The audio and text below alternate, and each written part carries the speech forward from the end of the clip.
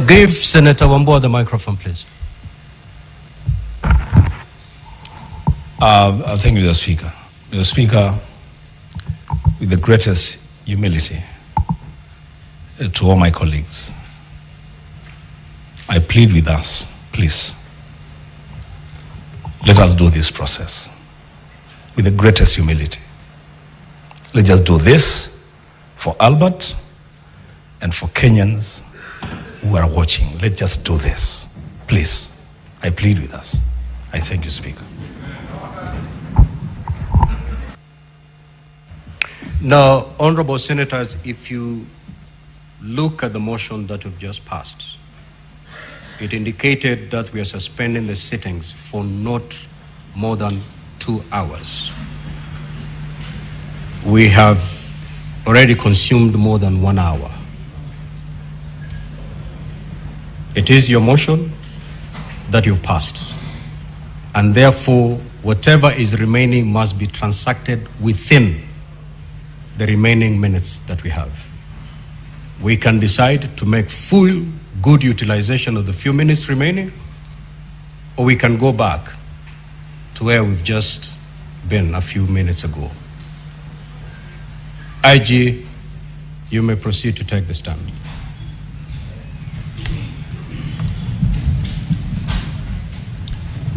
Mr. Speaker, sir, once again, thank you very much. As I said from the beginning, I'm here courtesy of the invite to this house so that I can be able to address on these grave matters that have actually captured the attention of our country.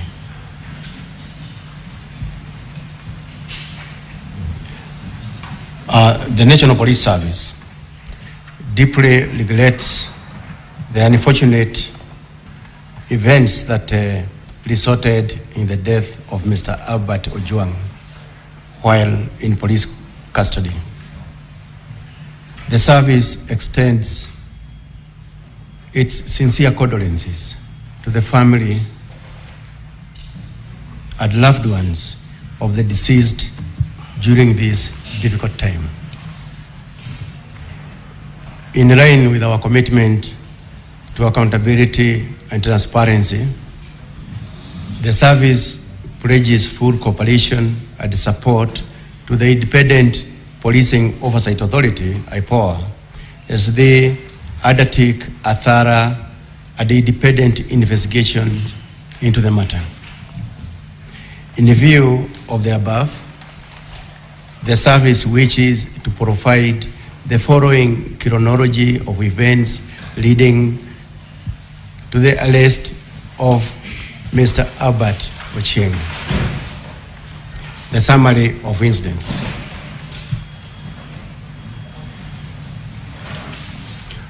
On 4th June 2025, the Director of Criminal Investigations, DCI, received a formal complaint from Mr. Eliud Langat, the Deputy Inspector General in charge of the Kenya Police Service.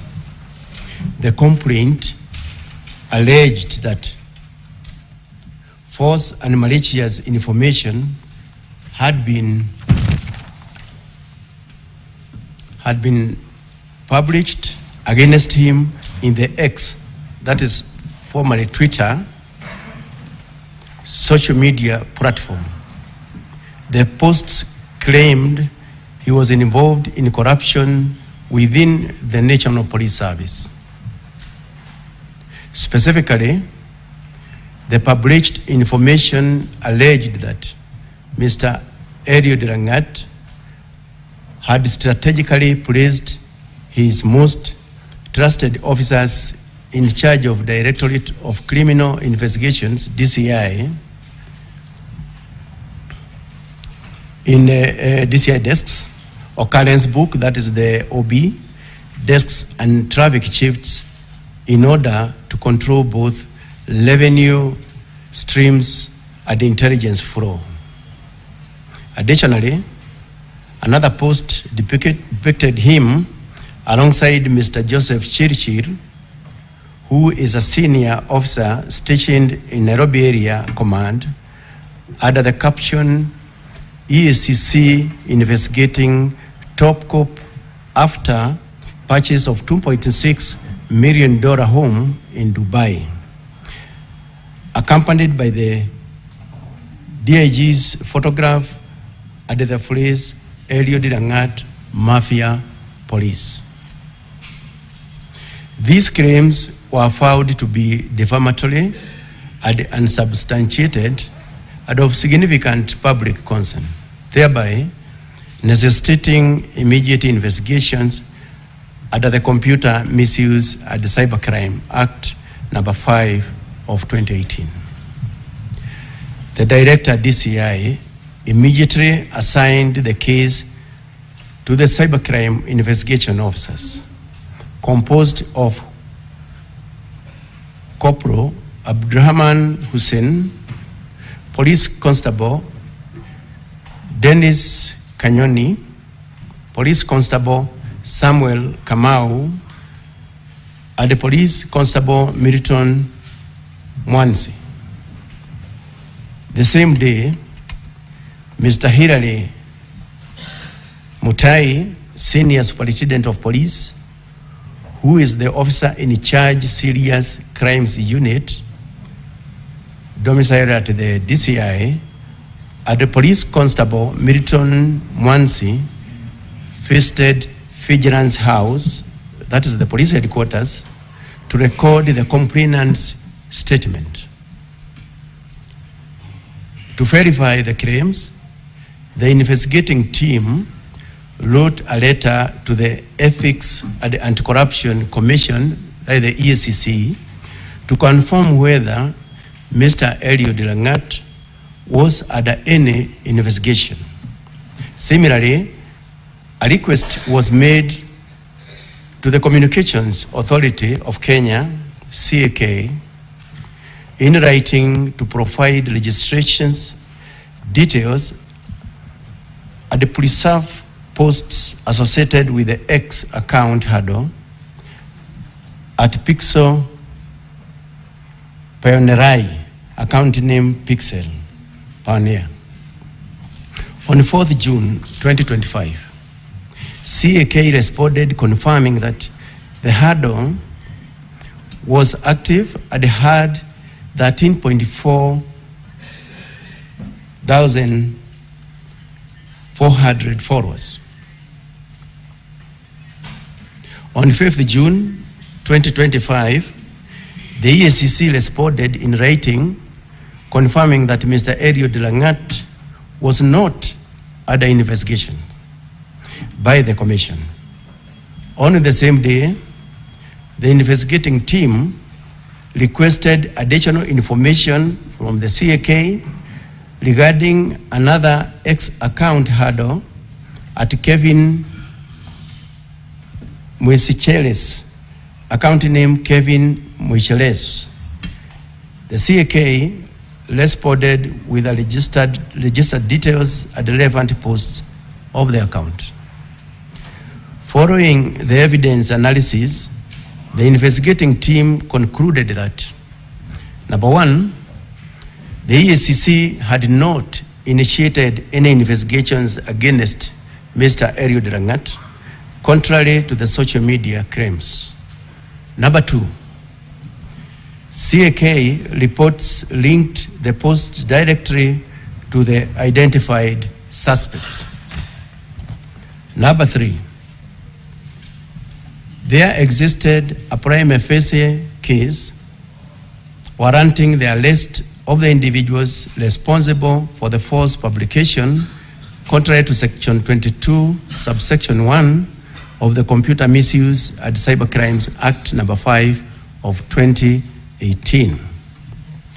On 5th June 2025, the investigating team traveled to Kisii County and reported to Kenyanya Police Station and booked themselves at OB number 23/05/06/2025 at 12:55 hours. They were assisted by Police Constable Fannis, who was nominated by the Sub-County Criminal Investigations Officer to accompany the team. They arrested Kevin Moide at his homestead. He was booked at Kenyanya Police Station, file OB number 25/05/06 of 2025, and later transferred to DCI headquarters, file occurrence book number 25/05/06 of 2025. At DCI headquarters, Kevin Moide provided a statement and disclosed the involvement of 4 other individuals, one being Albert Ojwang, now the deceased, Dorcas Mawia, Douglas Maligiri, and Peter Bogwa. He also chaired their respective X-account handles.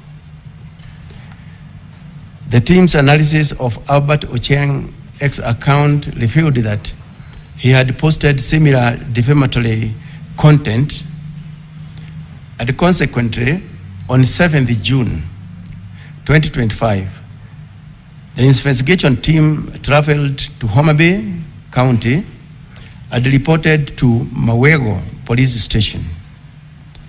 They were provided with 3 officers from the station by the officer commanding the station, the local OCS, to accompany them, and subsequently, Albert Ojwang was arrested at the booked file OB number 09/07/06/2025.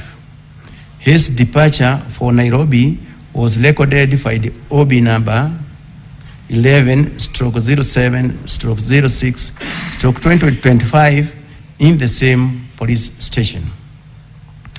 The team made a stop at Narok Town for refreshments, during which the suspect requested water, a bottle of soda, and a biscuit.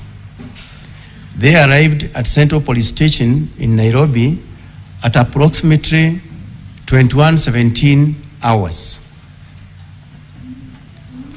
At 21:24 hours, Mr. Albert Ojwang contacted his wife via mobile number 0758 08 1612 to inform her of his safe arrival.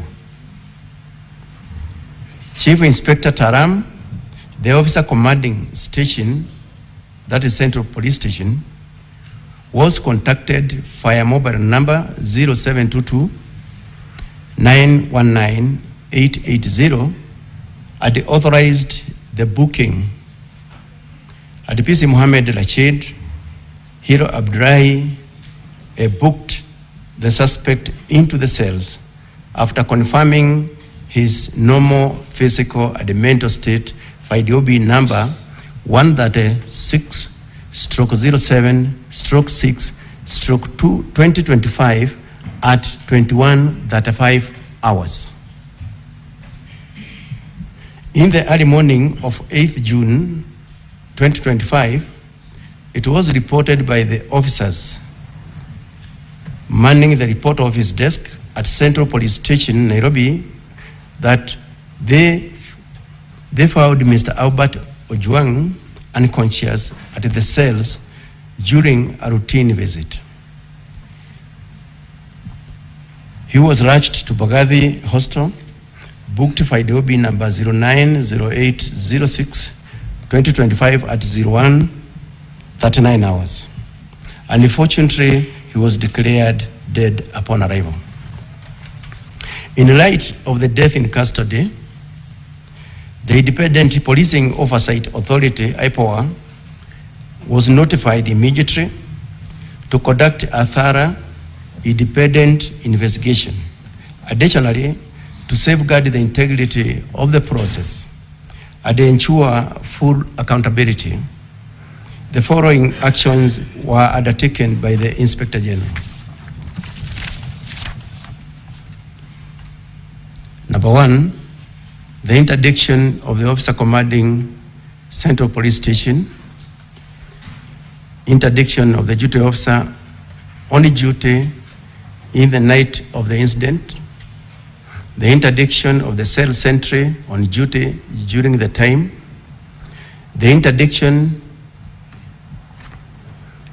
of all the officers who are on duty at the report office that night, ongoing review to identify and interdict any additional officers involved at the time.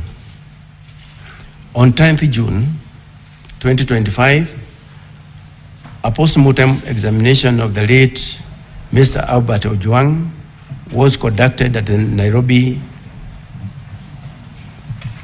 funeral home. The autopsy was carried out by the following team of pathologists. Number one is Dr. Media, representing the government, Dr. Joroga, representing the government, Dr. Odul, serving as an overseer on behalf of the family, Dr. Mutuma, representing the family, Dr. Degwa, representing the independent medical legal unit.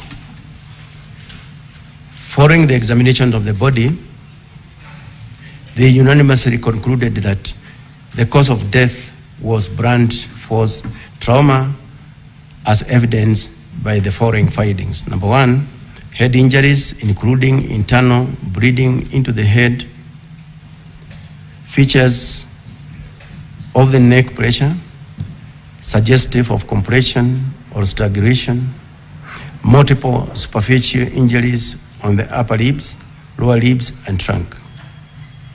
The post-mortem was witnessed and documented by the officers from the Independent Policing Oversight Authority, IPOA, the homicide team from the DCI, and the DCI forensic experts. Investigations into the matter remains ongoing under the direction of IPOA. The National Police Service remains committed to transparency, accountability, and the protection of human rights. All relevant information and the support are being provided to IPOA to ensure an impartial investigations. Thank you very much, Mr. Speaker. That is the information that I wish to provide to this House. Thank you. Thank you, IG. Honorable Senators, you've heard from the CS in charge of Interior and National Administration. We've also heard the IG giving an account of how this young man met his death. Now, at this juncture, I will allow intervention from honorable senators. Now, we need to agree on how we are moving forward, because on my dashboard, I have all of you on my dashboard. Yes, sir. Chair, I'm requesting if IPOA they can give us what is the position so far, or what they have done. Well, so honorable senators, because you know, this is your house. I'm here to make sure you conduct the business in an orderly manner, but this is your house. During the unfortunate incident that we've just witnessed, there was a school of thought that you'd wish to hear one witness, cross-examine that witness, dispense with that witness. Then there was another school of thought that in the interest of time, we hear all the parties that have been summoned to the Senate. And then thereafter, we allow honorable senators to shoot questions.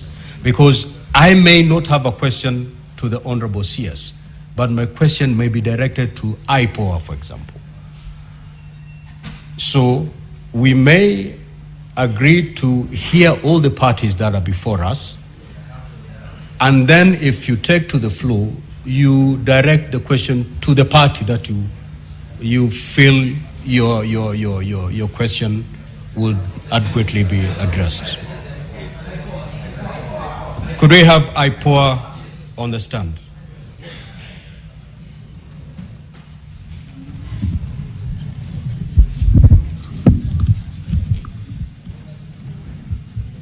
Thank you very much, Mr. Speaker. Now, IPOA, just to indicate that keep it brief. Okay. We are here on a limited time. Okay. So keep it brief so that the other parties have an opportunity to speak, and also we give ample time to the honorable senators to interact with your statement. Proceed. Yes, Senator Vero.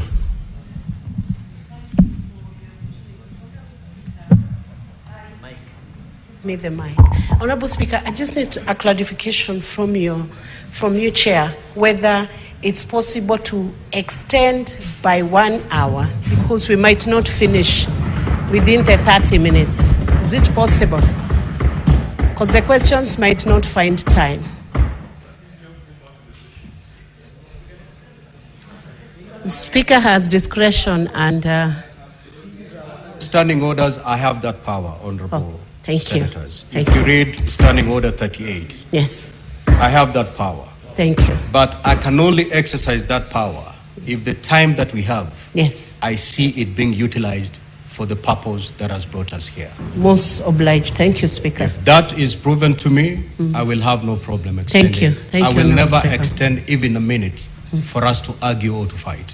Okay. I will extend, even if it's 1 hour, 2 hours, for us to dig deep in this matter. Not Thank for you, side Honourable shows. Speaker. Side shows, I will not give them even a minute.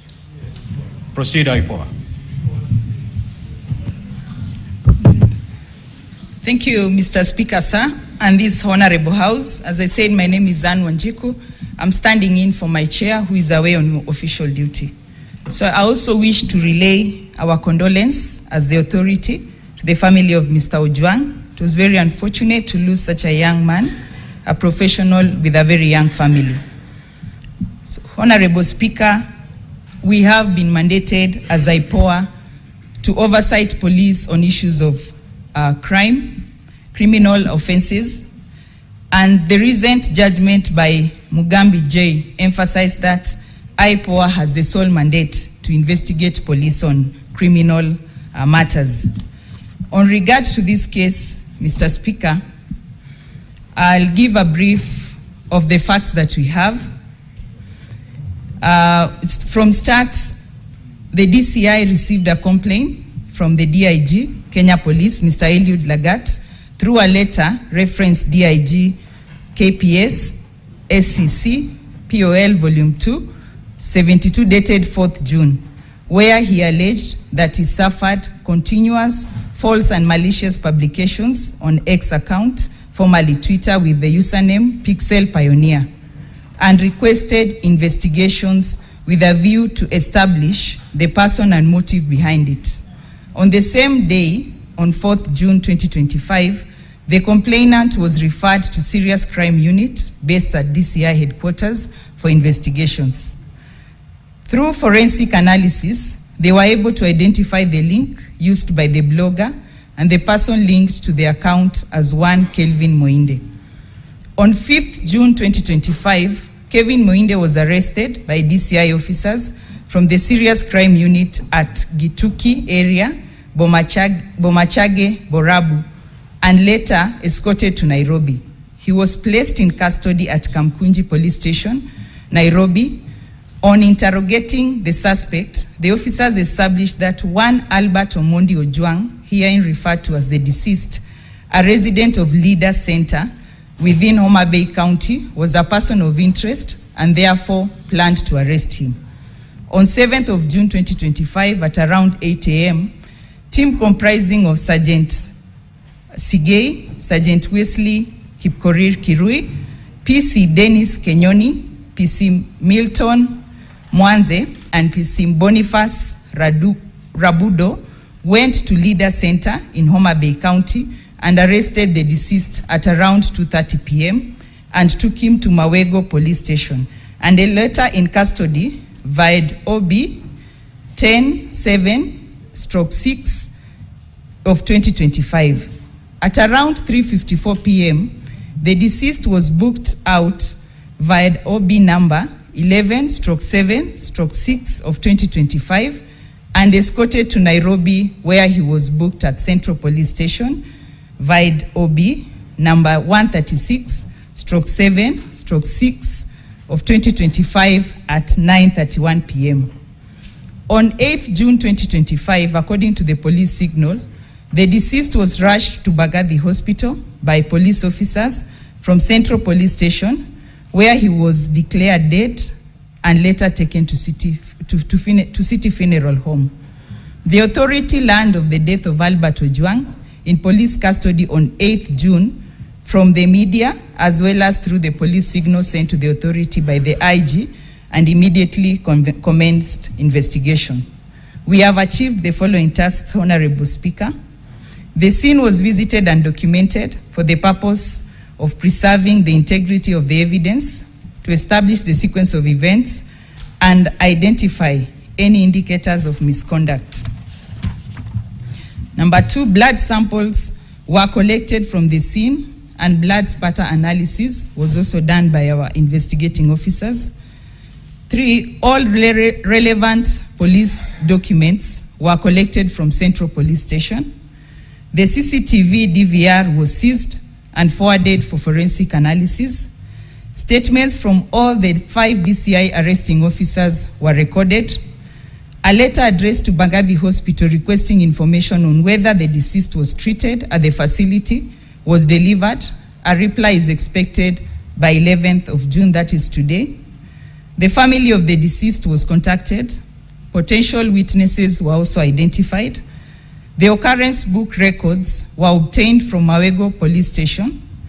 The post-mortem examination was attended, and a copy of the report was obtained. The samples drawn from the deceased body were secured and are pending onward transmission to the government chemist. The statement of one detainee held at Central Police Station was also recorded. The following are the pending tasks, Mr. Speaker: to forward the collected samples from crime scene for analysis, to forward samples collected from the deceased body for analysis, to record a statement of other potential witnesses and family members, to record the statement of the officers from Central Police Station today, and the statements were to start, the recording was to start at 9 a.m.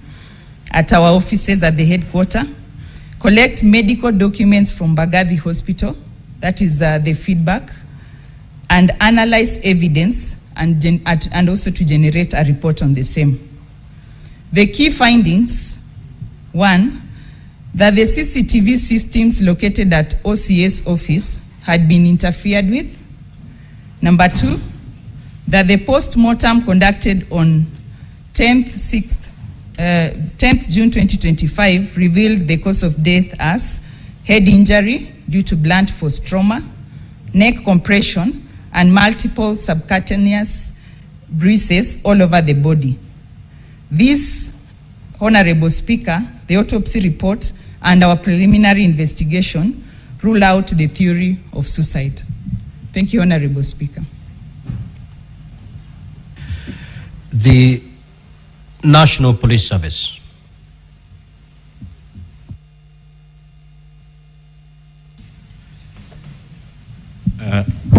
Thank you very much, Mr. Speaker. This is the National Police Service Commission. As you are aware, Mr. Speaker, we don't have full commission right now, but I'm standing in as the Vice Chair, awaiting the appointment of the rest of the commissioners to join the commission. Chair, Speaker, I don't think at this moment I'll have much to say, but first to pass condolences to the family and the entire country for the unfortunate event. Sorry, for the purpose of answer, can you state his name? Oh, sorry. My name is Edwin Kiprono Cheluket. And as I've said, Speaker, we are waiting the rest of the commissioners to join us. Mr. Speaker, I only come in on two issues, disciplinary control in the National Police Service. And the issue of disciplinary control includes actions against police officers who have been convicted of disciplinary offenses, which include such circumstances as has happened today. If the investigations lead to culpability of any officer, it is the responsibility of the National Police Service Commission to take the necessary steps and meet the necessary sentence to that culpable officer. And as you have said, the IG has already confirmed that he has interdicted 4 officers already, which is within his mandate as the Inspector General.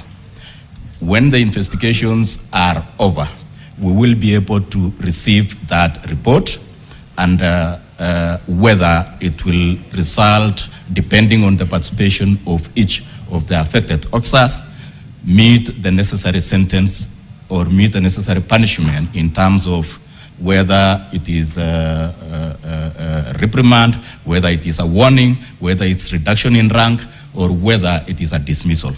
So as for us, we are waiting for the finalization of the investigations by IPOA and the support of the Inspector General and any other body that may give us information on culpability of any police officer.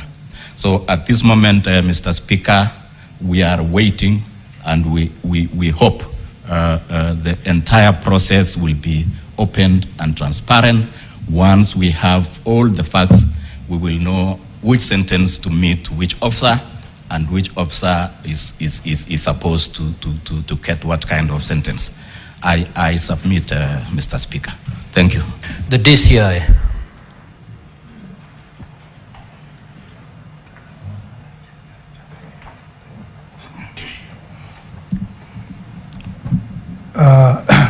Thank you, Honorable Speaker. Mine is to join my colleagues first in really expressing my sincere condolence to the family, the relatives and friends of the deceased, the late Albert Ojwang. It was indeed a very, very unfortunate incident. Otherwise, Honorable Speaker, mine is to associate. State your full names and then you proceed. Honorable Speaker, my name is Mr. Mohammed Amin, the Directorate of Criminal Investigations. And I would like at this juncture, Honorable Speaker, to associate myself fully with the submissions made by the Inspector General before this August House. And again, reiterate the fact that as a Directorate, we are ready and willing to assist the Internal Policy and Oversight Authority in terms of the investigations in whatever way we are requested. Thank you, Honorable Speaker. Now, Honorable Senators, those are the parties that we had invited for purposes of interacting with them on this matter of the death of the young man. I will now, this is how we're going to move, Honorable Senators. If you take to the floor, you will state to which party you're directing your question to. Then that party will write down your name and the question. After we are done, I will call upon the CS. He'll pick whatever has been directed towards him and respond to it. And thereafter, we will move to the rest of the parties. Senator Eddie Okech.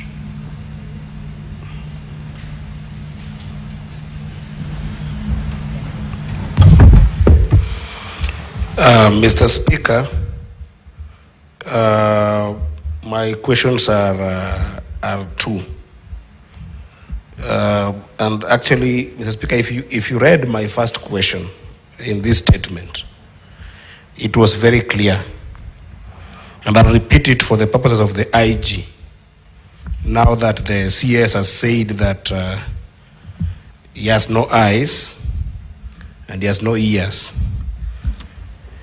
The question was the circumstances that led to the death of Mr. Albert Ojwang, including a detailed account of events surrounding his fatal injury. The DIG has stated that around 23:35, Albert was booked at the Central Police Station. And he has stated that Albert was booked after an assessment had been done that he was in good condition, he was in good mental condition, as well as physical condition. The question I'm asking the IG, who beat Albert to the conditions that he was found the next day in the morning when he was taken to the hospital? What happened at that night is what we want to know. And alongside that, Mr. Speaker, the IG is on record having stated in the media that Albert hit his head on the wall. Who gave him that information? And does he still stand by that information given what IPOA said of the autopsy report? That is what I want to know. What happened in that night? I thank you, Mr. Speaker. Senator Methu. Senator Methu, no speeches. Thank you very much, Mr. I'll be very, very direct to the point, Honorable Speaker. And Honorable Speaker, having listened to the man who, in my opinion, now carries the man who was supposed to give us the evidence of the chronology of what happened, I am of this opinion, Honorable Speaker. We were told that the complainant is the Deputy Inspector General of Police.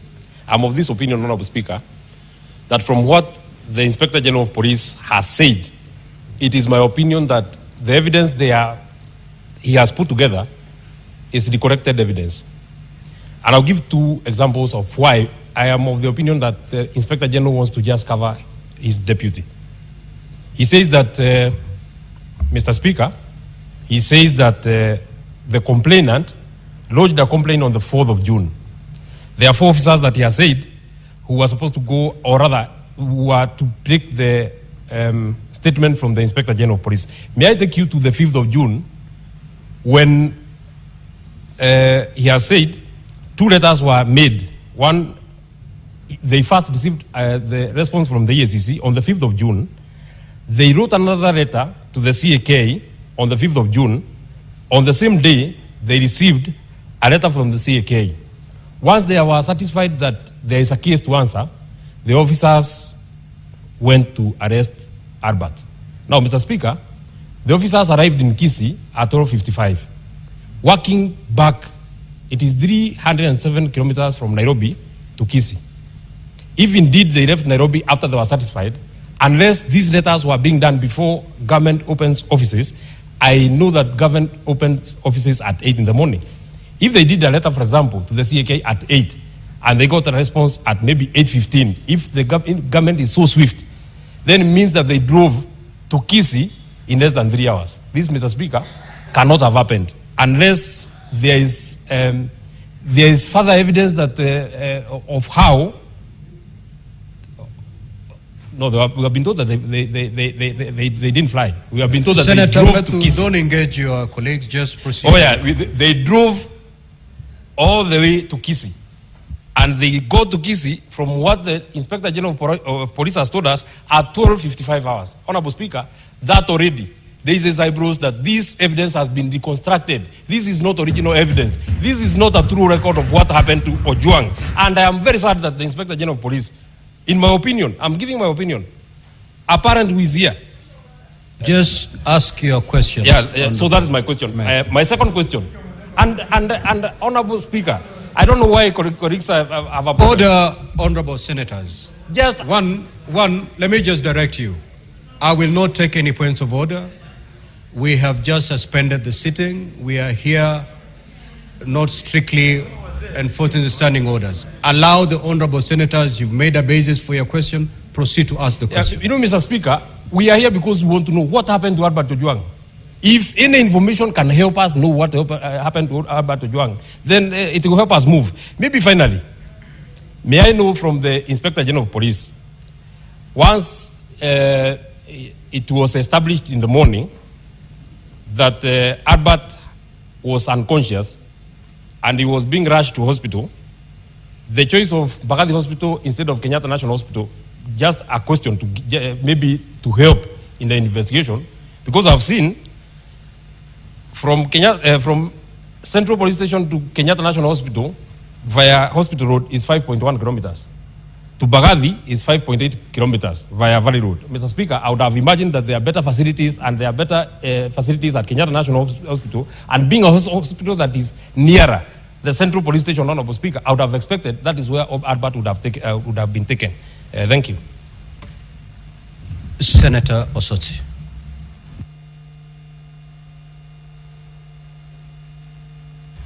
Thank you, Mr. Speaker. Mr. Speaker, I've listened to the IG very keenly, but I would like to know what brief, the specific brief that led to the suspension of the officers at Central Police Station. Senator Bone.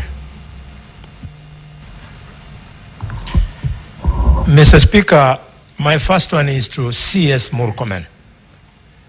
Mr. Speaker, patriots in this country fought against detention without trial, and CS Murkomen, I assure you, they are going to fight against extrajudicial killings, especially within police custody. The question is this, CS.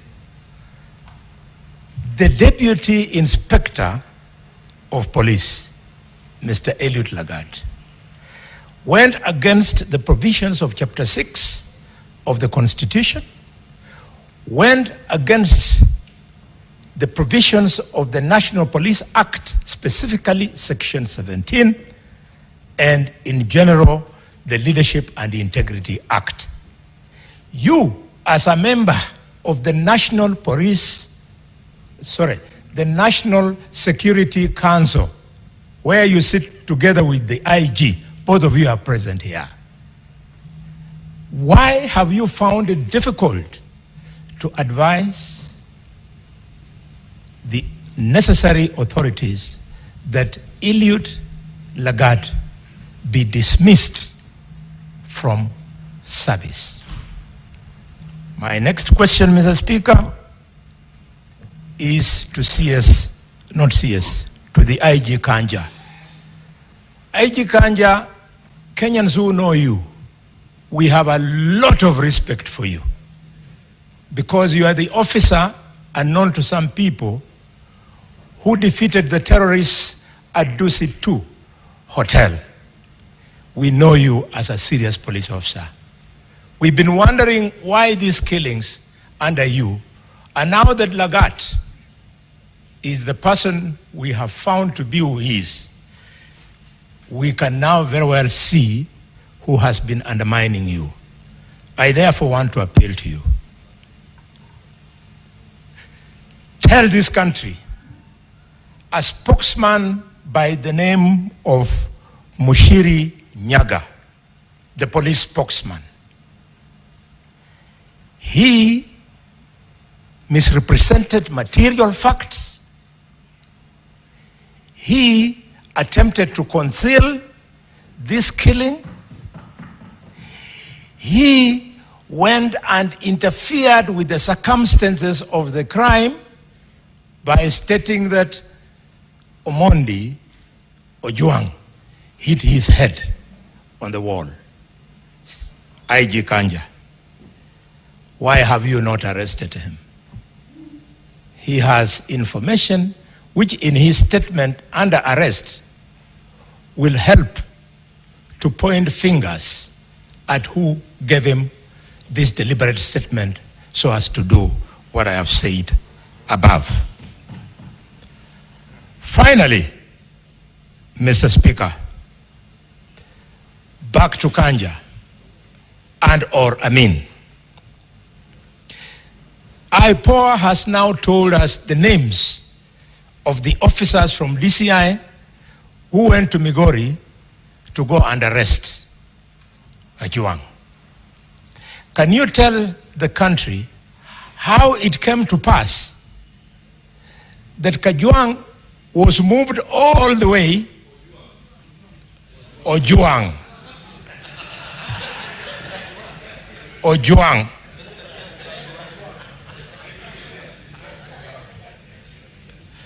that Ojwang was moved all the way, hundreds of kilometers, contrary to the provisions of normal procedure that would have required that he be taken to the nearest police station in the jurisdiction where he committed, quote unquote, the said crime, and that if he needed to be moved, a magistrate needed to give permission for him to be moved all the way to Nairobi. Could you, IG, tell us why you have found it difficult to arrest these officers? And their names are a little bit disturbing. You tell us why you have not arrested them? Because they're the only ones who are with this young man from the last time the parents saw him well and alive up to the time they came to Nairobi for the country to be told that the young man was dead. Finally, Mr. Speaker, I want to appeal to CS Murkomen. CS Murkomen, the National Security Council, where you sit, is charged with promoting and guaranteeing security of the country. And you have the audacity to come and face the Parliament of Kenya and tell Kenyans that you don't see, you don't know. CS Murkomen, please, for the respect of this young man, you are yet to grow a child up to the age of 31. Can you immediately resign? You are not fit to be in that docket. Please, I beg you, it is not personal.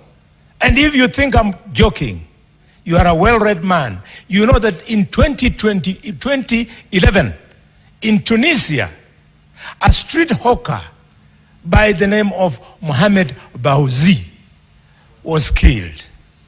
And people came into the streets and the government of President Ben Ali was overthrown. You truly don't know what you're playing with. Please resign. You cannot be an inspiration to be in cabinet. Senator Majayo.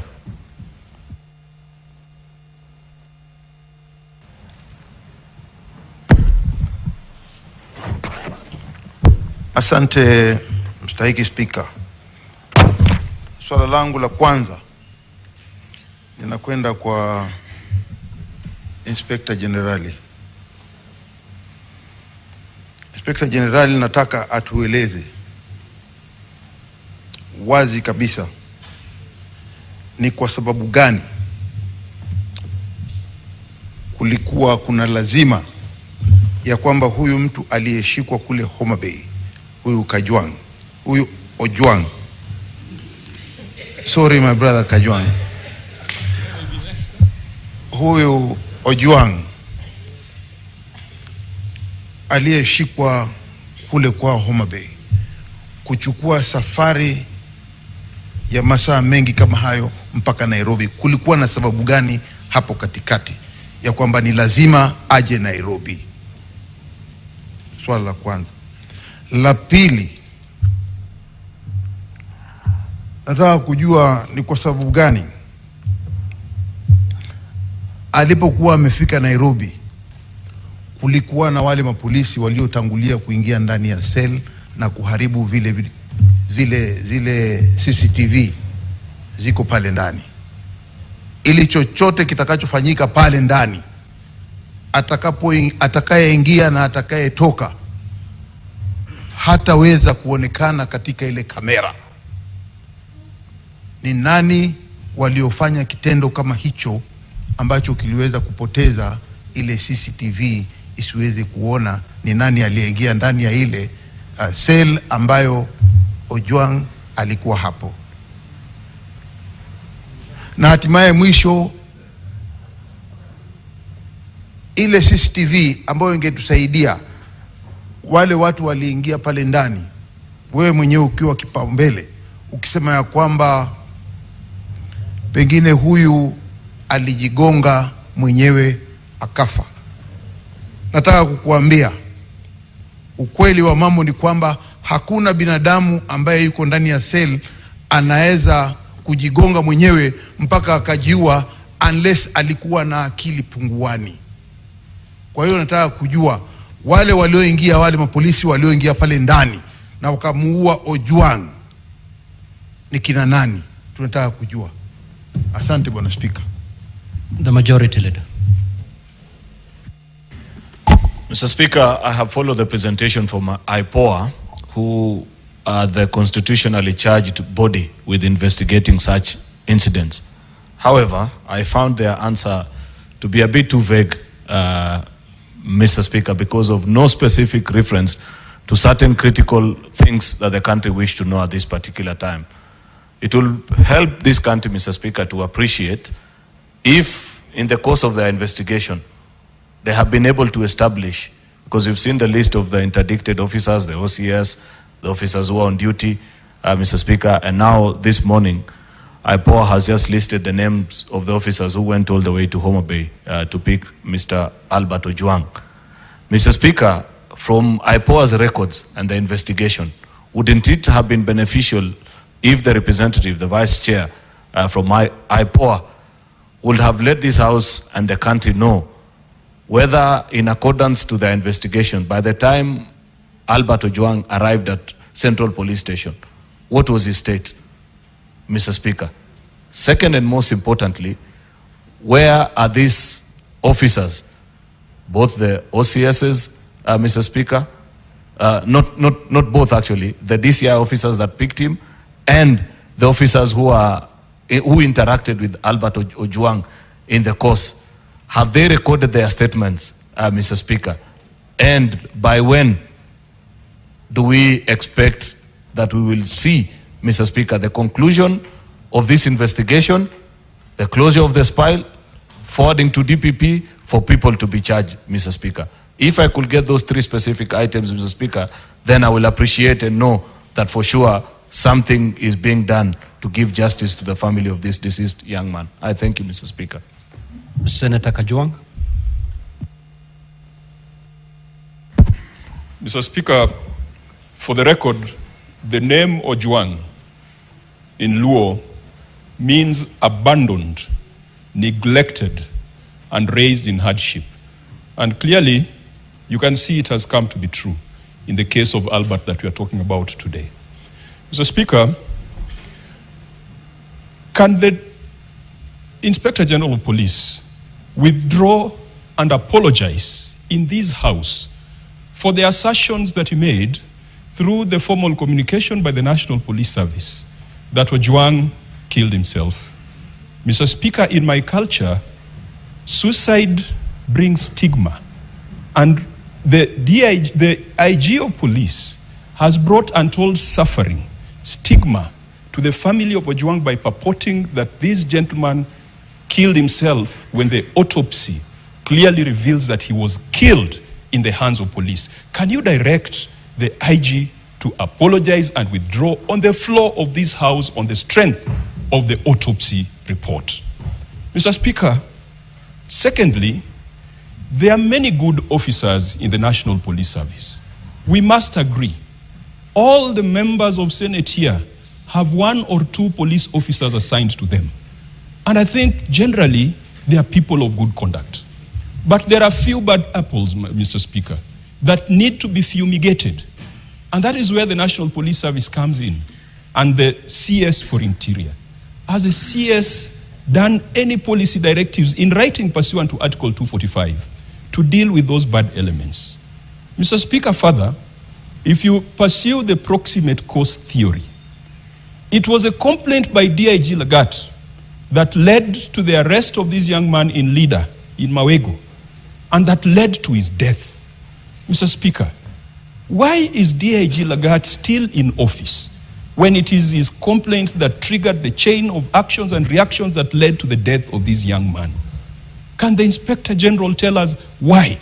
Can the CS tell us why?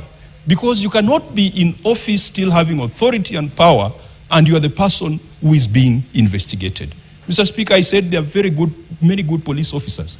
The stepping aside of DIG Lagat is not going to lead to the collapse of the police force. And Mr. Speaker, what Kenyans want to see is DIG Lagat not just stepping aside, but he should also go to a police station and record a statement and have his fingerprints taken, because there is no way you are going to carry out an investigation without addressing the proximate cause of the chain of events that led to the death of this young man.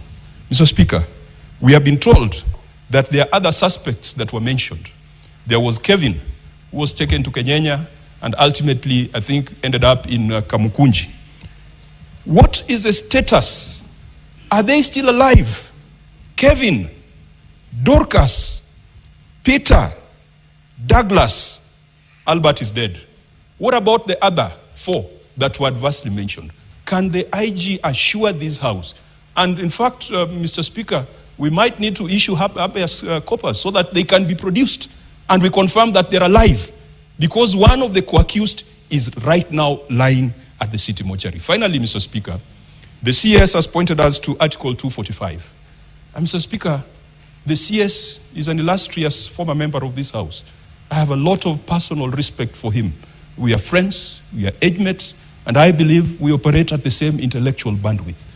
But I fail to recognize when he becomes the cabinet secretary, Mr. Speaker. Because the things he spoke for, the things he stood for while in this House continue to happen unabated under his watch. He was very articulate and eloquent when talking about the killings in Elgeyo Marakwet, in Baringo. They are still happening today. He was very articulate one time when the police came to the presence of Parliament, Mr. Speaker. He moved this House to suspend its sittings and the Speaker ordered the police to exit the presence of Parliament. That is a gentleman who's today the Cabinet Secretary. When our colleagues, Senator Malala, Senator Lelegwe, Senator Lagat, were arrested on the eve of an important debate, the then Senator Murkomen was passionate, articulate, eloquent, citing the relevant provisions of the Constitution, and moved this House to adjourn until the rights of our senators were observed. Could the CS tell us? I know he might not tell us what happens when you become a cabinet secretary, because obviously there seems to be a metamorphosis from positive to negative. But can he tell us whether he has issued any directions in writing, as he had referred to Article 245? And he tables them before this House and before the relevant committee, whether he has given policy guidelines, prudential advice on extrajudicial killings, enforced disappearance, violation of rights of protesters, violations of rights of citizens, the emergence of vigilantes and non-state actors who are abducting people in this country. That is part of his responsibility. Can he confirm that he has lived to that responsibility? Thank you, Mr. Speaker. Senator Mungatana. Asante sana Bwana Speaker. Bwana Speaker, kifungu cha 239 cha katiba ya Kenya inasema vitengo vya usalama ni vitatu: Kenya Defence Forces ama jeshi, National Intelligence ama majasusi, na polisi. Na inasema mamlaka hizi tatu katika hicho kifungu ziko chini ya wananchi, yani under civilian authority. Sasa mimi nataka kuuliza, wale walimkamata Albert Ojwang, wale walimweka Albert Ojwang katika seli, Ni mafunzo gani walipata ya kwamba ukiwa ndani ya seli unaweza kufanya chochote kwa yule mtu ambaye wewe mamlaka yako iko chini yake? Nataka kuuliza Inspector General, nataka kuuliza waziri anayehusika, kama katika training yao hawa polisi, are they taught kuhusu constitution, kuhusu being under civilian authority? Wanafundishwa hii?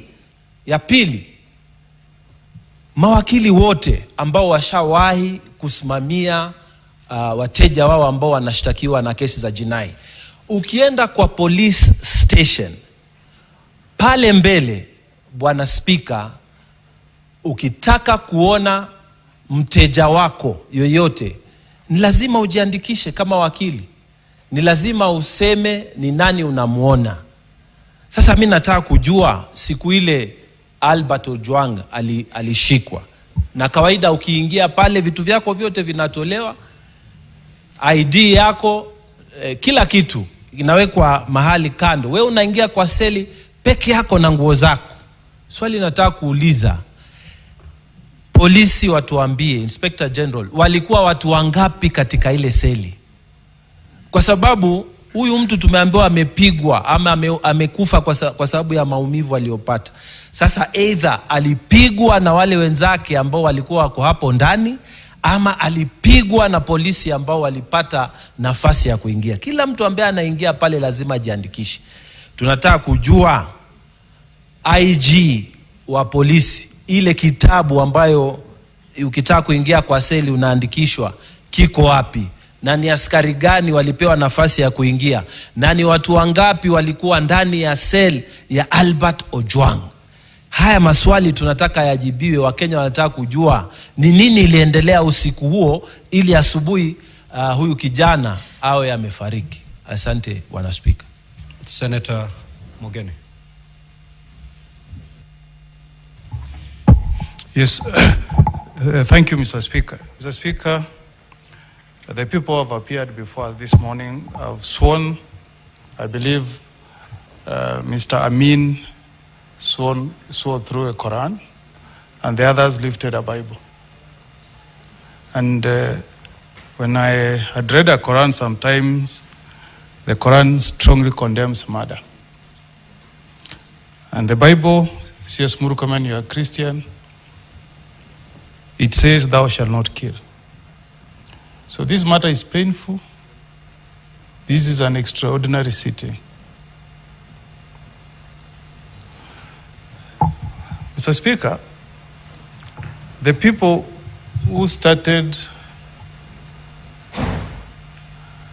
the events that led to the murder of this young man, who is the only son of a fairly elderly parent, were from the DCI.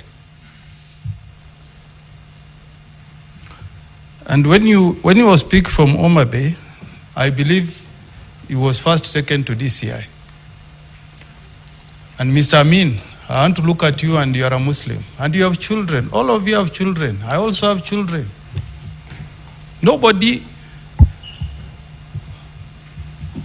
will have any joy when you see somebody's son die. Honorable Mogeni, the 2 hours have lapsed. I will therefore extend for a further 45 minutes. Thank you. So, Mr. DCI, I believe that at the DCI offices, you have CCTV cameras. So if we need to connect the events before we end up at Central Police Station, Mr. Speaker, the life of Ojwang stops. We can also stop everything we are doing to get to the bottom of this matter. If we had John, Mr. Speaker, can we get the CCTV cameras that will track the movement of this young man from the DCI headquarters all the way to Central Police Stations, if we sincerely want Kenyans to know the truth, so that we know whether this guy was taken to Central Police Station dead or alive. So, Mr. Speaker, we want this to be an extraordinary session. If we have to go to the bottom of the truth, Can the DCI tell us this afternoon, since you have sworn by the Quran, that you can get us the CCTV cameras that will show us the state this late man was when he left DCI, assuming that the CCTVs cameras at Central Police Station were tampered with? One. Number two, this is to IG now. This was an ordinary suspect, one IG, booked at Central Police Station. I want you to, and Murkomen, you are a lawyer, you are a colleague. And we know you have a wife and you have children. I also have children, Murkomen. So we are here pained for what the police have done. Murdering a Kenyan in a police cell. Somebody's only child. How heartless can you guys be in the police force? So we want to know why. Why was this young man, Ojwang, booked alone in a cell at Central Police Station? If this was not covered up. Finally, Mr. Speaker, this person from IPOA, you are a vice chair. The chairman of IPOA knows that we are investigating a matter where a Kenyan has been murdered in a police cell. A safe haven for any criminal. When you go to a police cell, lawyers, we know it's a safe haven. Mr. Speaker, I want to know this afternoon, where is this chairman of IPOA? Mr. Speaker, where is the chairman of IPOA? When we have adjourned every business to address this matter, what is that so important business that he can travel out of the country instead of coming to the house to give us the answers that we are seeking? Finally, Mr. Speaker, this is to CS Murkomen. Because you are a colleague, we were with you here last session. You know chapter 14 as a total 10 articles, 10 of them. You know that Article 240 establishes the National Security Council. If you read Article 4, Article 240 is about Article 3. It says the council shall exercise supervisory control. Supervisory is a verb, an action word, a to-do word. So it says the National Council shall supervise all the police units. So how can you come here, CS, this morning to tell us that the government of the Republic of Kenya has no eye, can say nothing? When the Constitution commands the police units to respect human rights, the rule of law, and fundamental freedoms. Fundamental freedoms demand that if I'm a suspect, arrest me, take me to a police station. If there is a crime I've committed, take me to a court of law. So I want to ask you, CS, this morning, do you want to tell us that the government of the day, led by the Commander-in-Chief, has got no supervisory powers over the police force in Kenya? Is that what you are telling the Senate of the Republic of Kenya this morning? Those are my questions. The Deputy Speaker.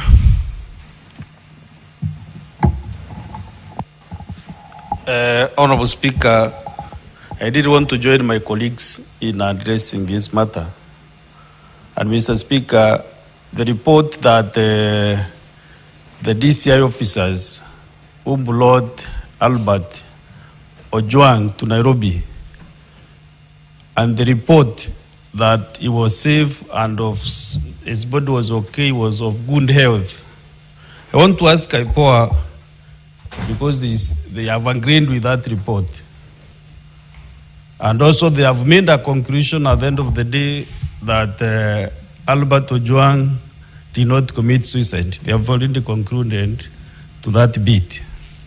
So I want to ask IPOA, how truthful is the report that you have? Because maybe I saw from the media that there is a CCTV at the entrance of the Central Police Station. There is a CCTV also at the reception. All those CCTV cameras destroyed, that you have nothing completely to explain whether Albert Ojwang came when he was sound and safe, and maybe whether you are correlating the traveling from Omagby to Nairobi and to DCI, the way my colleague has explained here. So, because if you're investigators, you know, you cannot give us half-baked information. Just tell us exactly what has been happening. And because you are vice chair, you know, the chairman could really be the person to pin down.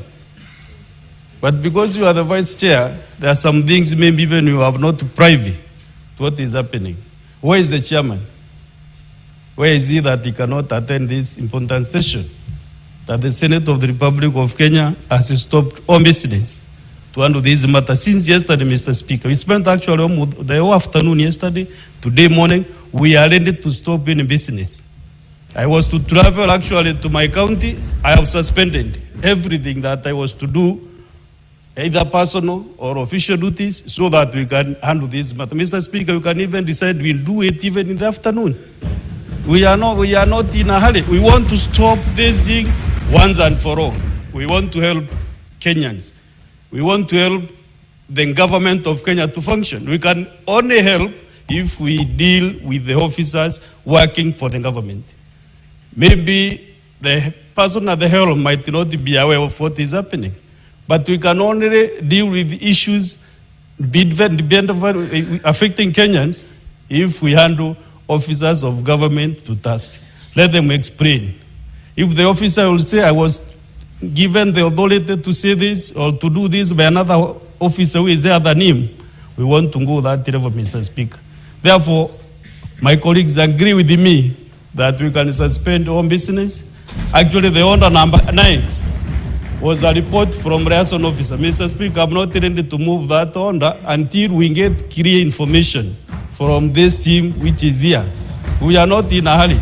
Let the Senate of Kenya, which I'm serving in this 13th Parliament, be known as the Senate which stopped extrajudicial killings.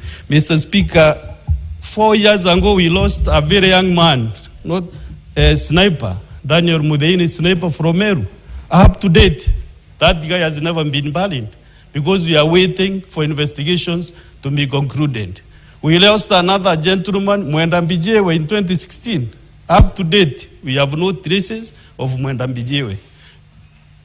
Sniper is lying at the morgue in Maua Hospital. Still, we said we shall not bury him as Meru community until we get justice for Sniper and his family. So, Mr. Speaker, I don't think if I'm a senator representing a community and then we come and rush over issues here, then we are doing the wrong thing, Honorable Speaker. Mr. Speaker, I can even resign as a senator for Meru if any business that we do here, we don't do it conclusively. I can tender my resignation. If at all we are doing things covering and then the officers will go, no conclusion. And Mr. Speaker, I'm really at the pains because of those two guys from Meru. Now the case of Omagby, I mentioned again, Omagby is breeding. They lost an MP the other day. They have lost another young soul. Mr. Speaker, we must get these things right, Mr. Speaker. And when we are consulting with my friend here, Majority Leader, he is also at the pains. He wants to see everything. Kila kitu acha ituchimbue kwa hii msakato saa hii, Bwana Speaker. Asante sana, Bwana Speaker. Senator Wambua, Senator Mazai and Senator Majority Leader just approach the bench. Senator Wambua, you may proceed. I thank you, Mr. Speaker. Mr. Speaker, first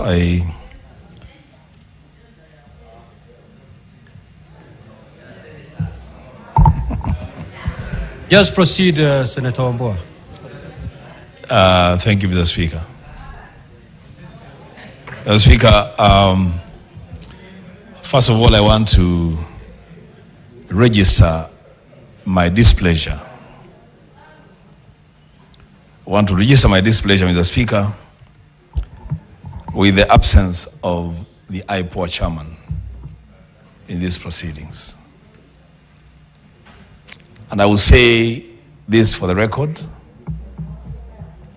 that IPOA is perhaps the weakest link when it comes to investigating crimes committed by police officers. You have failed this country. The absence of your chairman in a proceeding as important as this is just a testimony of how casually you do your work. To hear that the IPOA chairman is in Arusha, undertaking whatever business he's undertaking, when this matter is being transacted in the Senate, is a shame. Now let me go to the questions that I want to ask. One, to the IG. Was Central Police Station the first police station for Albert to be booked upon arrival in Nairobi? Is that the place where he was first booked? Secondly, IG, did you tell us on record and under oath that the OCS Central Police Station confirmed that Albert was in good physical health at the time of being booked in the police cell? For us, if that question is answered, IG, then it will lead to a lot of other conclusions. Was this man okay when he was being booked in the police cell? But IG, who interfered with the CCTV cameras at the Central Police Station on the night in question? And you cannot tell us you don't know. Because if you don't, there's a big problem. Who exactly interfered with the CCTV cameras and for what reason? Number 4, to the CID boss.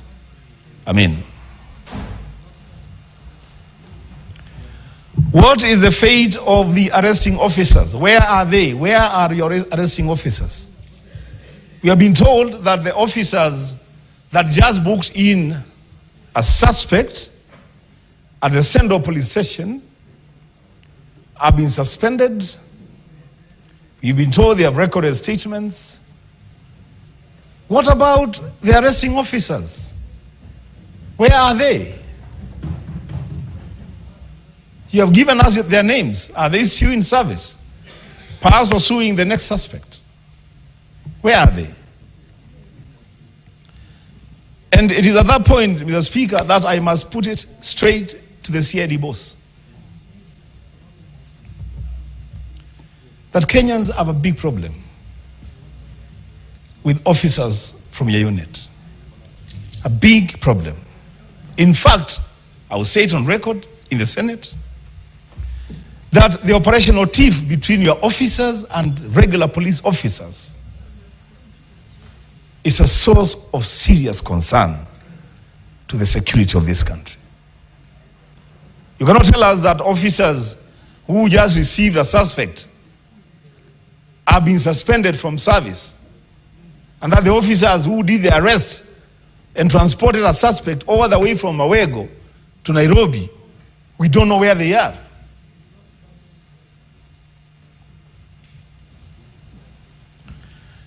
To CS Murkomen, as I conclude,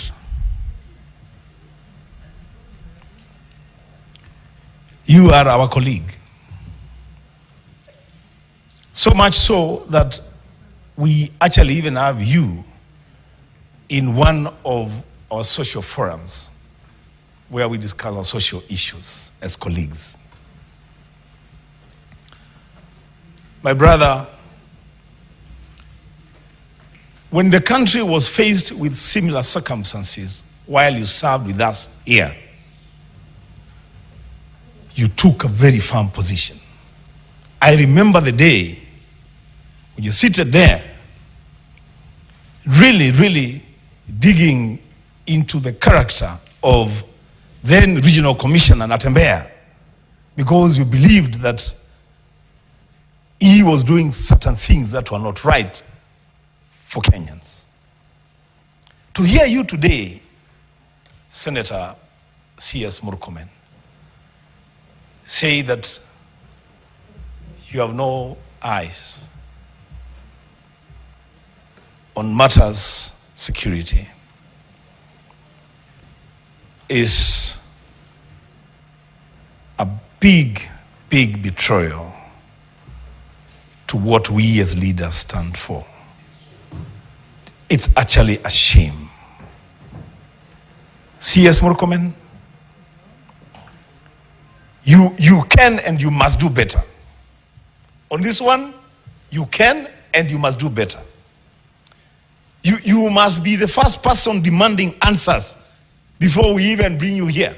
You must be the first person even demanding that aids within the senior police officer's role. Now, Speaker, as I conclude my submission,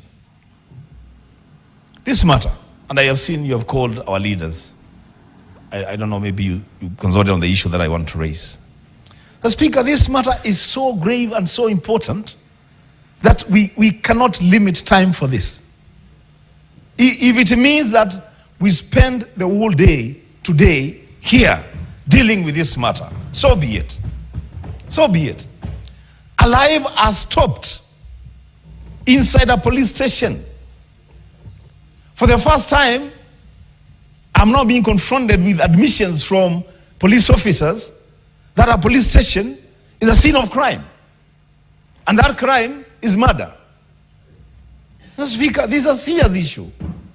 If people are being killed in police stations, we cannot say that we are rushing to other things. As Senator Meru has said, we have suspended a lot of things. I'm supposed to be attending a party PG, but I say no, this is important. This is important. The Speaker, give senators, colleagues, a chance to just deal with this matter. And if need be, if we need CCTV camera to be played, to just get to the bottom of this matter, the Speaker, so be it. I submit. Senator Veronica.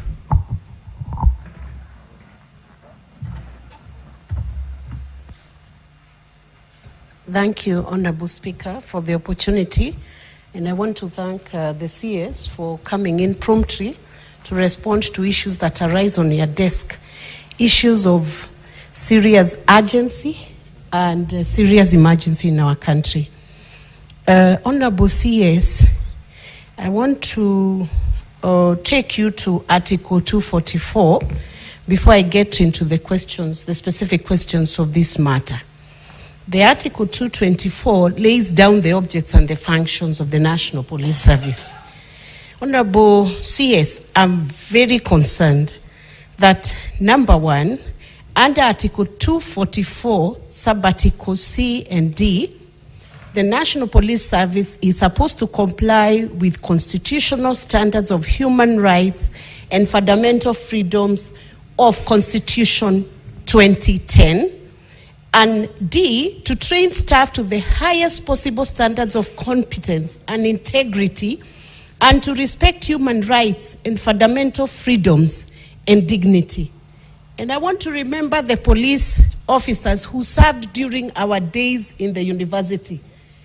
Honorable CS, we used to attend the Christian Union in main campus. We would go back to Parklands at night. The people who would escort us in the night were police officers. Where are the police officers upholding the constitutional standards of human rights and fundamental freedoms? And what are you doing as a means of policy to guide and help the police service to comply with Article 244 C and D? And a few years ago, there was a police reform program which was being managed by Laikipia University and maybe other universities. Is that program still on? Because I sense the police officers may not be understanding what to do with suspects when they arrest them. Are you going to revise your management strategy on how you reform the handling of suspects from the time of detection of crime, arrest, placement into custody, bail and board process, and how do you show accountability to Kenyans? What are you going to do following these very distressing incidents of Albert Ojwang losing his life in a police suspect? Until when that suspect is produced in court, how are Kenyans going to check? What document are they going to be checking? The next time somebody is arrested in a police station, are they going to sign something that they are not beaten? By the time they exit that police station within the 24 hours, what document is that suspect going to be given to show to Kenyan a form of accountability that all has been well when they are arrested? That's one question. And then I come to the specific questions that beg answers and which Kenyans want to hear. Who deleted Albert's X account? And when was it deleted? And what was the reason for that X account being deleted? IPOA, you are the agency investigating this specific aspect. Initially, the account was being investigated for posting something against the DIG. But when investigations commenced and Albert eventually lost his life, who deleted Albert's X account? IPOA has given us a narration of evidence here that the CCTV at Central Police Station was interfered with. My colleagues have asked who interfered with the CCTV. I ask the next question. Was there a backup of what was in the CCTV? There must have been a backup somewhere. Can that backup be recovered so that the incidents of what happened in that cell can be made known to Kenyans? And finally, how long will these investigations take? I know IPOA was given 7 days by DPP through a public announcement. Within the 7 days, I believe this is the second day. How long will it take for justice to be granted to the family of Albert? And I want to say finally, CS, I hope you, together with the team that you are with here, you will have the boldness, because you've done a good thing, to offer condolences to the family. And we deeply feel with the family. And this is Senate's way of saying we are deeply sorry for what has happened to this family. I hope with your team, the same level of hierarchy, you will sit down with Albert's family, and not too long from now, to say how deeply sorry you are for the loss of this young man, and that after sitting with this family, the National Police Service will take full responsibility for this loss, and we'll be able to indemnify this family. Not that it will bring Albert back to life, but it's a way of showing your remorse. And for the police officers in all the stations, this is a different nation. When a suspect walks into your station, you must safeguard the dignity of the life of every Kenyan. Sometimes people are suspected, yet the court acquits them because they did not commit any crime. So when you're in your stations, you are accountable for the lives of the people who are placed under you. Thank you, Honorable Speaker. Senator Dulo. Thank you, Mr. Speaker. Mr. Speaker, I think the whole country is watching today this proceeding. I know this is a matter that is very serious. Personally, I should have had a function in my county, Mr. Speaker.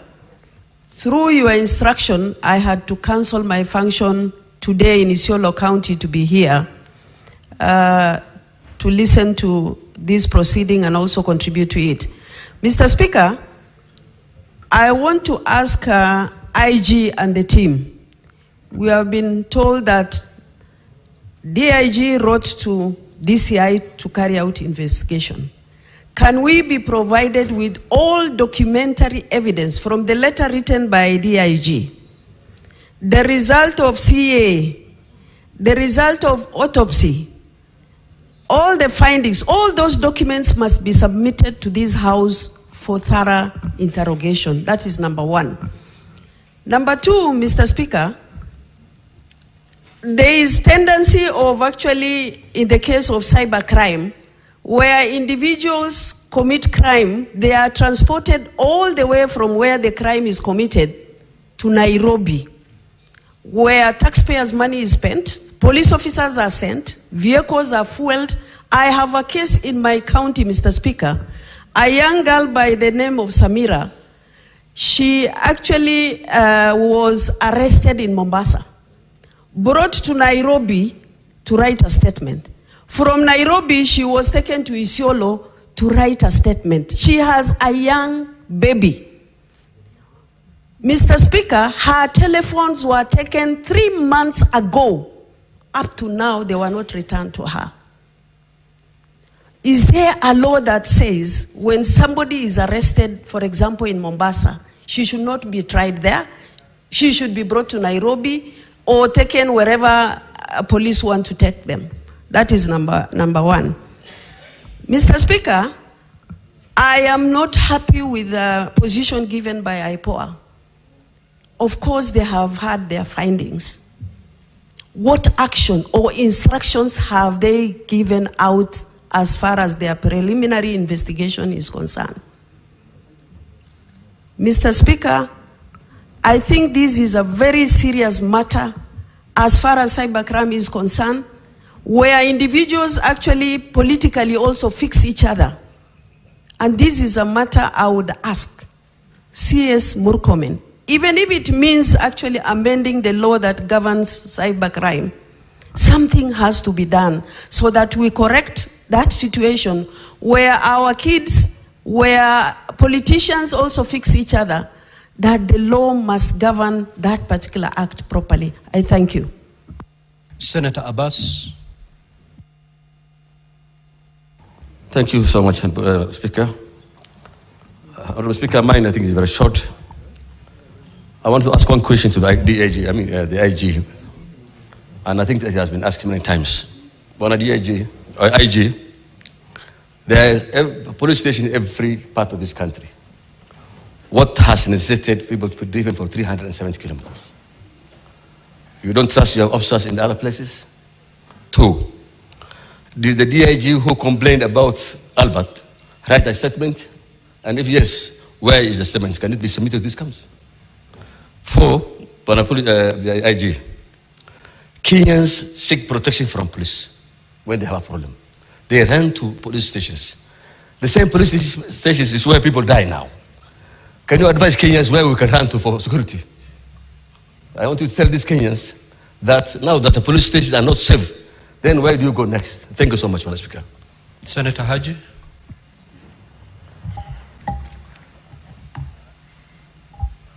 Thank you very much, Mr. Speaker. Mr. Speaker, sir, I would like to start by sending my condolences to the family and friends of the late Albert Ojwang. What happened to him is indeed a sad incident, and it should not happen to any Kenyan. Any life, one life, is a life too many when we lose. And Mr. Speaker, sir, today is a special day. It is quite unprecedented that we are having this special sitting to discuss the death of a Kenyan. And I hope that this is a precedent that we are going to set as this Senate and as a country in the whole. Because, Mr. Speaker, sir, where I come from, and I have to relate the matters happening to this country to where I come from and to the people that I represent. Mr. Speaker, sir, as we discuss the death of Albert Ojwang and the circumstances that led to his death, and I would like the Senator for Homa Bay, Senator Kajwang, and Senator Beatrice Ogola to try and understand where I'm coming from. in no way am I trying to disrespect this very sitting today here. But I would like to see some level of fairness in this country. I would like to see that the life of any Kenyan, anywhere, is important to all of us.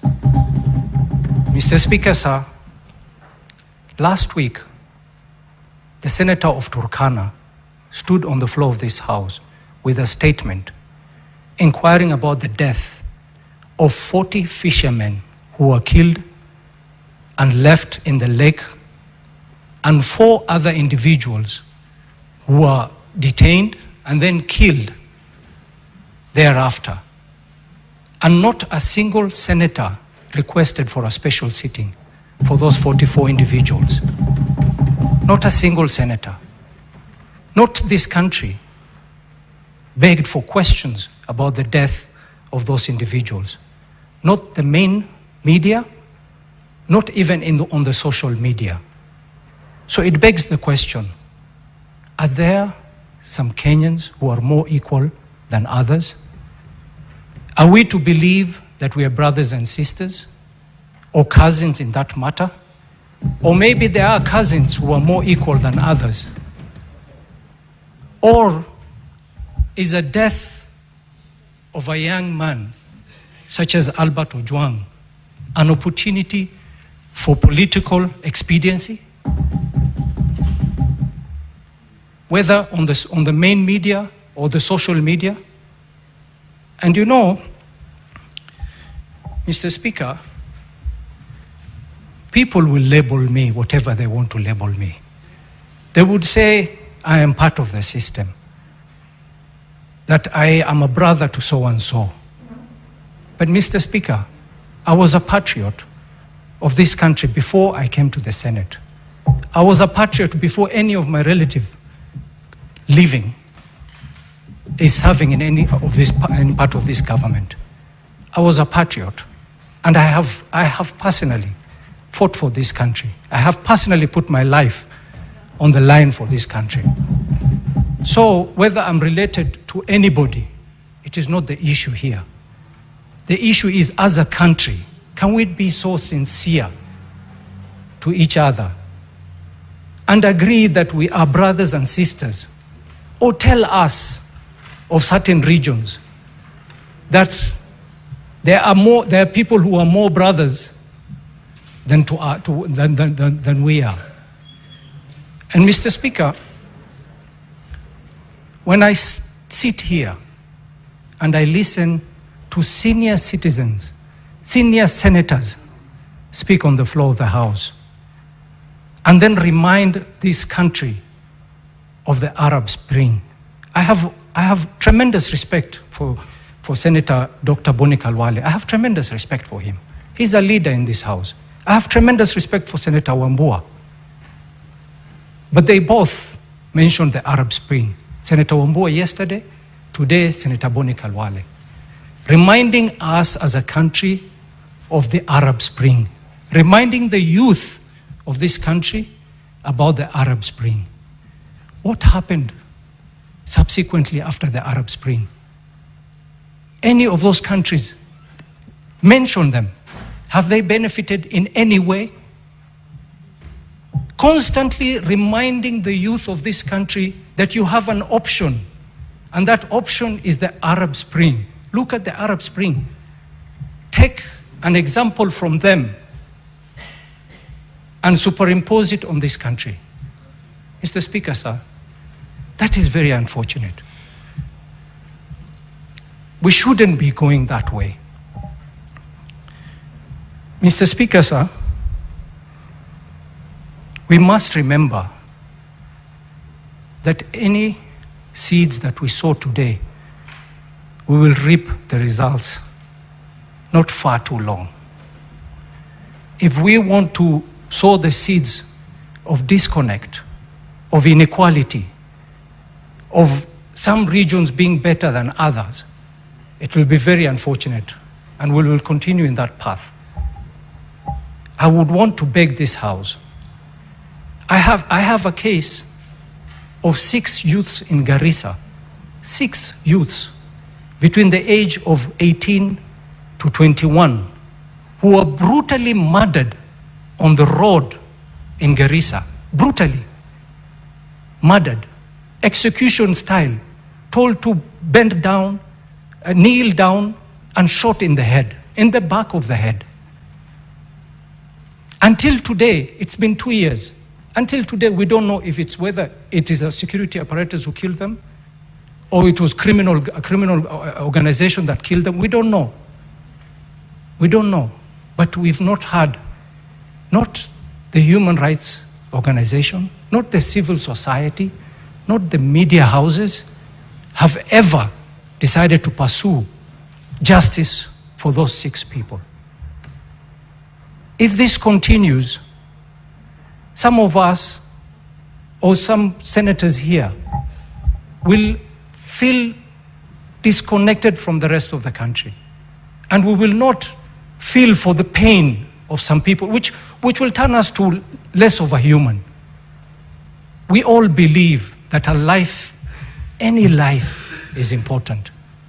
And I want to beg this House, if this is the precedence we are setting, let us keep it to this. Let's not use this as a political opportunity to get mileage for whatever matter. The next death of any Kenyan, let's have a special sitting and discuss the circumstances to the death of that Kenyan. Mr. Speaker, sir, going to my question, I would like to ask the member of IPOA, representing IPOA today here. She had mentioned the issue of CCTV, and I know many senators have asked a question about the CCTV. And I was a bit curious to know how many of our police stations have CCTV, and how many of those cameras are placed within the cells of those police stations. And if in that particular case, in the case of Albert Ojwang, were those CCTVs working even before IPOA decided that they were interfered with? And my next question is to the IG. IG had stated here that when they moved the deceased Albert Ojwang from the cell to Magathi police station, he was declared dead upon arrival. Was he alive at the time he was moved from the station? That is something we missed in his submission. My final question to the IG, I'm just wondering out loud, why do the police arrest people in certain areas and transport them to Nairobi for investigation? Does it mean that with the devolved system that we have now, the DCI or the police cannot conduct investigations at where the person has been arrested? Could you elaborate on this issue as well? Thank you very much, Mr. Speaker. Senator Newt.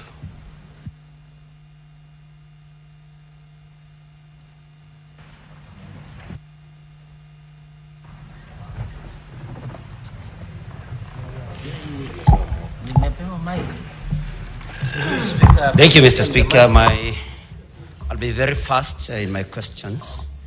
Mr. Speaker, I would like to first remind both the CS and the IG that the reason why the Kenya Police Service is Kenya Police Service today and not Kenya Police Force, why that transformation happened, Mr. Speaker, was because there was need to establish a friendliness between members of the police service and the members of the public.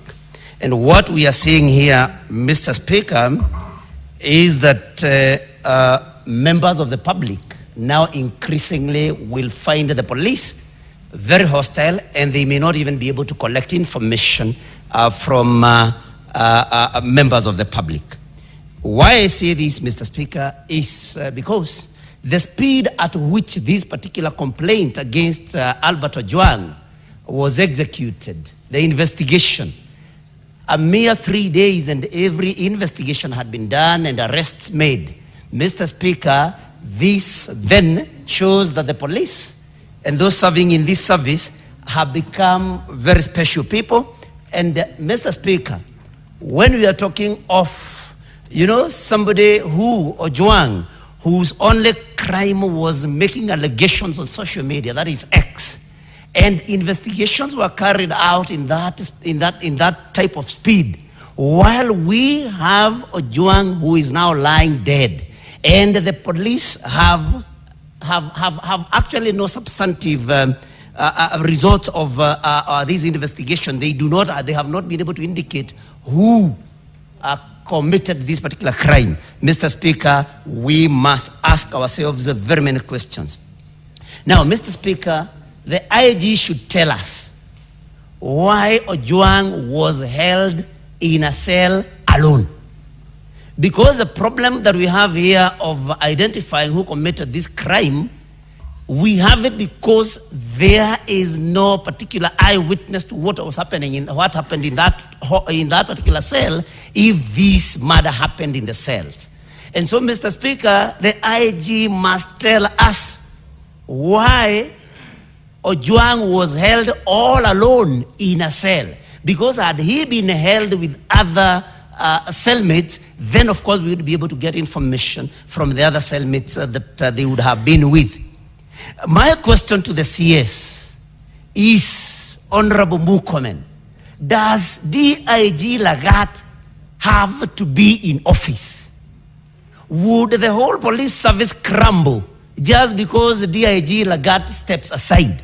We have seen even more senior people stepping aside to allow for investigations. And the CS Murkomen should tell us why DIG Lagat has to be in office. Unless DIG Lagat is so important that everything else would come to a standstill if he steps aside. DIG Lagat must step aside so that Kenyans can have faith in the investigations that will be done by IPOA and any other body, Mr. Speaker. Now, the IG has said a very interesting thing, Mr. Speaker. We have also been guests of the state. I have never ever seen any examination carried out on somebody arrested to establish their physical or mental wellness. So the IG kindly tell us, since when did the police start assessing the mental well-being and physical well-being of people before admitting them to the cells? Because this has never ever happened. And so the IG is economical with the truth. Let him tell this House when this started happening. Mr. Speaker, the crime being perpetrated, we have crime being perpetrated right in a police station. And that is interference with CCTV cameras. So if the police are the people that are supposed to investigate crime and even arrest criminals, and there are criminals within, then IG must tell us where our safety then lies. CS Murkomen. Senator Wambua said you can and you should do better. And I agree totally with him that you say you have no eyes, CS, while we have seen you recently having very sharp eyes on political comments made by people, and you have been actually calling for the arrest of people making political statements that are not suitable to you. How can you have no eyes when a young man has lost his life in the hands of the police? So I think we need to see a more serious CS, Mr. Speaker. The IG must tell DIG Lagat, if you do not have a skin thick enough to be able to tolerate public criticism, then you have no business being in public service. Because we cannot believe that we are here now debating about the death of a young man just because he made comments on social media. And in any case, because CS Murkomen is a lawyer, he should be able to tell us, because some of us believe that this was a civil matter and not a criminal matter. Why was Ojwang arrested and transferred again all the way to Nairobi? And the DCI should tell us why whether there is a DCI office in Homa Bay, because that is where all these investigations should have happened. If he doesn't tell us, then we can conclude that DIG Lagat had then instructed, but that he wanted to see Ojwang before anything else. Otherwise, this crime should have been investigated in Homa Bay. There is a DCI office in Homa Bay. There is an intervention from the majority leader. You will still proceed. Speaker, Let's take a seat.